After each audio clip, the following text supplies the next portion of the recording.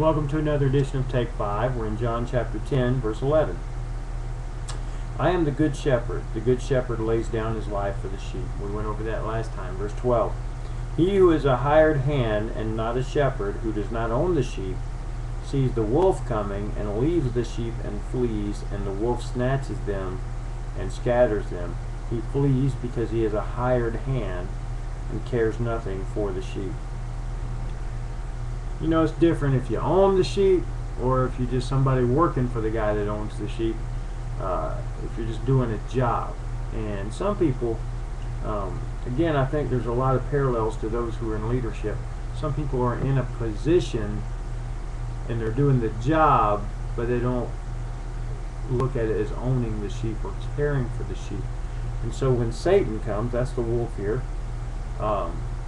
they run the other way. They don't want to get too dirty. They don't want to get too involved. They don't want to help fight Satan off of this person. They go and deal with sheep that are easy to take care of. Alright? The real good shepherds, the real good leaders, are going to stick in there even when the wolf is going after people. In other words, when they're battling with sin, when they're struggling, when Satan has them and they're trying to get away, but maybe not successfully, they're in there helping them fight and fighting off that wolf with them and getting them free because they care. They want to see that sheep protected. They don't just say, "Oh well, we got other sheep to take care of. You're on your own." They don't do that. So look at your own life and see what kind of leader you are, and if you really care for the sheep. Verse 14. I am the good shepherd. I know my own, and my own know me. How well do you know your sheep if you're in leadership? Have you spent time with them? You know, one of the qualifications of elders is they show hospitality. In other words, you shouldn't even be an elder if you don't show hospitality, which means you have people in your home. You spend time with them. You get to know them. How are you going to make important decisions about people's lives if you don't know them? Jesus says, I know my own, and my own know me. You've spent time with them and you've gotten to know each other and trust each other. Just as the Father knows me and I know the Father. Verse 15. No closer relationship than Jesus had with his Father. And that's the goal in Christianity, is to try to have those close relationships.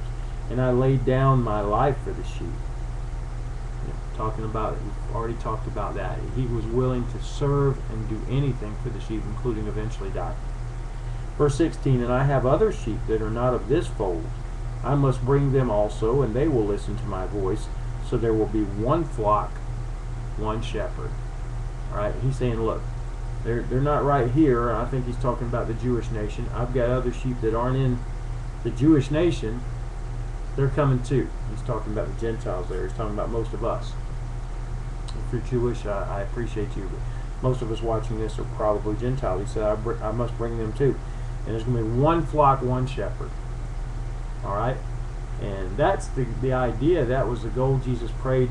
We'll see him pray for unity in chapter 17. So I believe in one measure there is a unity positionally. Everybody who's a Christian is part of God's one true church. However, we certainly haven't seen it practically, have we? We see churches all over the place, different denominations, and even individual churches split. So I think we've grieved the Father there. But in his eyes, there's one flock. Alright? Verse 17, for this reason the Father loves me, because I lay down my life that I may take it up again.